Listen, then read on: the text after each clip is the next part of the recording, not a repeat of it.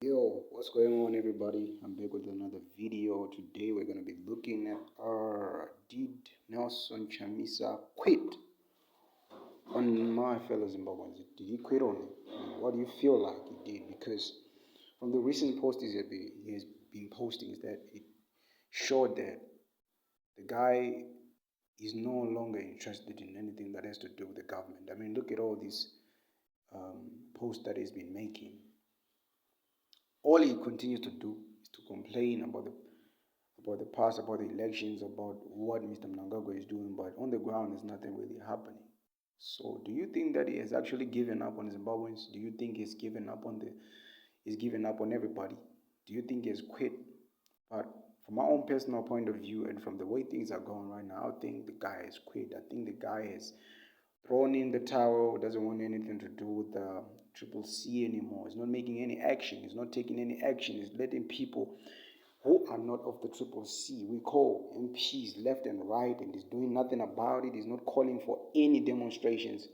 I mean, what do you guys think about this whole thing? What's going on right now, guys? We are in a constitutional crisis right now. We don't even know what's going to happen. The citizens are in the dark. The citizens are lost. The citizens, they don't know what's going to happen. People are worried. And to be honest with you, to be frank with you, I don't think there will be any elections. Elections will be any successful in 2028 because people have already started to give up. And people have given up on the constitution of Zimbabwe and the democracy. There is no democracy. There is a dictatorship. So I don't believe there's anything left of Zayn because, as you can see, the president is living his day each and every day like nothing is happening.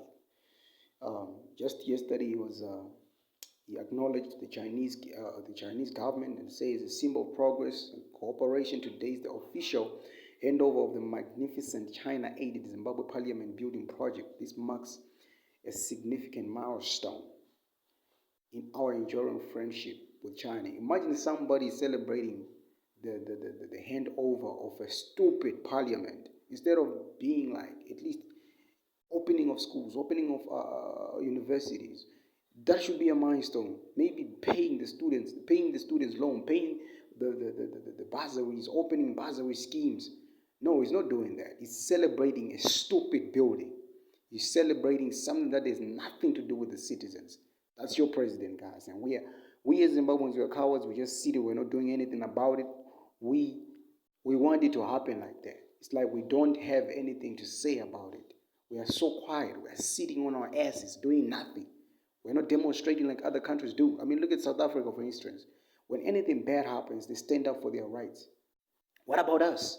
In our numbers, we are not doing anything of that. All we do is continue to complain, complain and complain, and complain and complain again, and talk about what the government is not doing for us. What are we doing for ourselves? What are we doing for ourselves? We're complaining about what the government hasn't given us. What are we taking? What are we giving to ourselves? Do we have the pride to stand and tell our kids in the future and tell them that we fought for your rights, we fought for your freedom? All we continue to do is lower in pain. All we continue to do is mourn. All we continue to do is cry over spilled milk.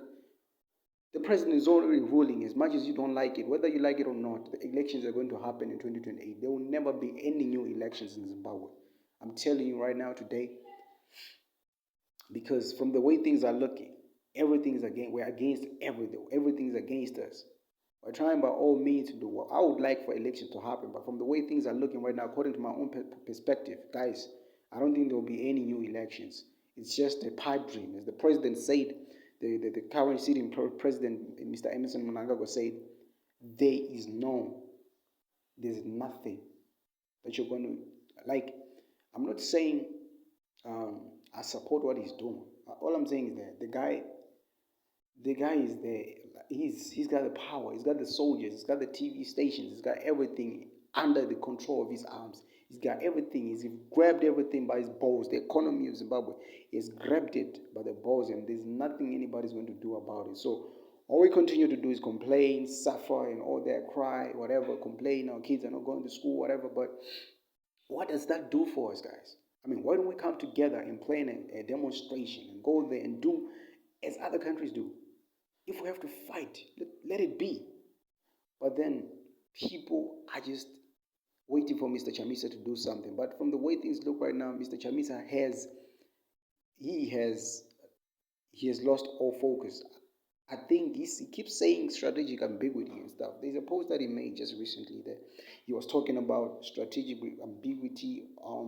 Something like, let me check it out. Apparently, this guy has been reading The Art of War by Sun Tzu. I don't know if you know the book called The Art of War. The doctrine of strategic ambiguity. Even Sun Tzu understood this doctrine in 4 terms. Have a blessed day. Listen, be extremely subtle, even to the point of formlessness. Be extremely mysterious, even to the point of soundlessness. Listen, this guy is saying he's formlessness. What does formlessness mean? It means that you don't have any form, and by that you don't even have any structure at all. That's what it means. Even to the point of soundlessness. Thereby you can be the director of the opponent's fate. Come on. This is the real world we're living in. To lie to ourselves and tell ourselves that we're going to be able to overcome this guy. The only way we can overcome Mr. Mnangagwa is by guns. You feel me? Go to war and whatever. But I'm not ordering anybody to do anything or to go to war or whatever. I'm just saying that the only thing that will be possible, the only thing that will be necessary for us to gain back our land, because it has been taken from us, from our own people, from our very own people, the very people that we call the very people we call our fathers, the very people we call our grandfathers, are the ones that are torturing us each and every day. My fellow black person, my fellow black man, my fellow black brother is the one that is torturing me each and every single day. I don't have peace in my heart because of my fellow black person. What he keeps doing is what? Torturing me. What he keeps is doing what? He keeps torturing us. He keeps tormenting us like the devil he is. But what do we do? Nothing. We do nothing about it. So if Mr. Chamisa is going to listen to this audio or this video, I pray that he give us the sign, give us the way forward. We are ready to go to the streets. We're ready to take it to the streets. You can go and relocate to Zambia. If it is about war, you relocate to Zambia and you will be helped by the Zambian people. You know, the weapons, we'll take them from Zambia and then we attack, if that's what it takes. But because you're going to be actually following The Art of War by Sun Tzu, a man who just stood, I don't know, maybe it's going to work, maybe it's not going to work, but from the way things are looking right now, even ZANU-PF has announced the elections. Their elections going to happen. They're going to replace your MPs, and while you just do nothing about it, you're just in the point of, in the form of mysteriousness and soundlessness, and thereby you can be the director of the opponent's fate. They've already decided your fate. They decided your fate when they actually decided to recall all your MPs, and you did nothing about it. You continue to stay quiet, continue to do nothing about it. All you say is, let's stay quiet, let's stay calm, but other countries are taking action.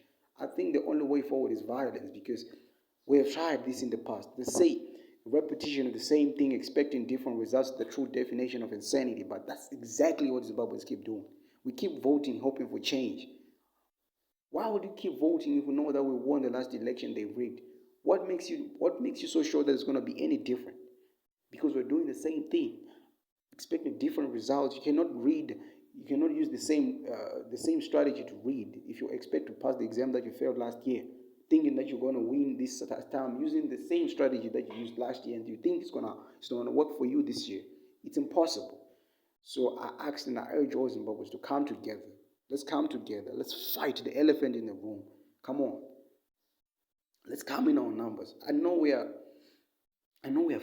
afraid of dying, but if you stand for nothing, you fall for nothing. If you stand for anything, you fall for anything. That's what I'm going to say. But what we have to do is come together, discuss. We have to discuss this in the groups or even in anonymous group chats or whatever, because apparently there are people that are in our groups, our WhatsApp groups, that are listening to our conversations, especially us as a Triple C, when we're actually discussing around the way forward or demonstrations. What do? They take the information to the police and then they tell them that there are people that are planning a protest. So what you have to do right now is to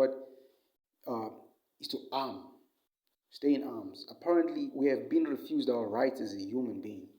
We've been refused our rights as humans, as Zimbabweans. Other countries are free. Other citizens are living as free in their countries. But we're the only people that are living in exile in our own country. And we're in a foreign land. We're in the foreign land. We're being tortured each and every day, banned by tires. People are experiencing xenophobia in South Africa. People are experiencing racism in America. They are experiencing racism in the UK, but they have their own home to stay at. In their home, they are being tortured by the very same people they call their own. What do you expect people to go? What do you expect people to run to? Let's come together, guys, and discuss this thing. Look for a way forward. We cannot continue to keep quiet when people are dying every day. There's a man who was attacked. Look at it. The Triple C Zimbabwe legislatures arrive at the handover ceremony of parliament in Harare. This is the time, as announced, its disengagement. They are not listening to what Mr. Chamisa is saying. So apparently, there's not even unity in the Triple C itself because we are afraid we cannot take a decision. So we're indecisive. But I'm confused at what actually should happen. What should be the way forward? Us as Zimbabwe, what should we do? What should we come up with the plan? What should we do to make sure that the future is secure for our kids? Unfortunately, people are worried about their own pockets. People are worried about their own lives more than they're worried about their own kids' future. That's what it looks like. I've seen a 2004 born boy that was in South Africa building a house. I asked him, "Did you finish school?" He told me no, he didn't finish school. Why? Because he didn't have money to go to school. Where's the all cause of the ZANU-PF itself? And then they have the guts to go out in their numbers and start protesting for the upliftment of sanctions, which is never going to happen until they start to respect the rights of the people, until they start to respect the rights of the citizens. It's never going to be. They're never going to remove the sanctions from on Zimbabwe. It's going to continue to be the way it is right now, guys. But unfortunately, it is what it is. I've seen this from the news hawks. Zimbabwe main opposition Triple C says its High Court application challenging the controversial records of its 15 MPs at the behest of political activist Ngezo Shabangu was clearly assisted by the Speaker of Parliament, Jacob Mdenda, the Central Intelligence CIO run Forever Sociofars, and ZANU-PF will be heard on to November. That is the end of the year. This comes as the party says it is engaged in a series of measures, including consulting citizens, contemporary disengagement from parliament, informing regional international parliamentary fora for why it is happening, and litigation of the issue. This comes ahead of the SADC Extraordinary Summit. Guys, even Malema said it best. SADC is a group of elder people that are protecting themselves to continue to loot the countries of Africa. They continue to do it right in front of our eyes, and we do nothing about it because we're too scared to confront them. Older people. Where are the youth? Why are the powerful youth that God created? Where are we? Why are we so quiet? Why are we scared to stand up for our rights?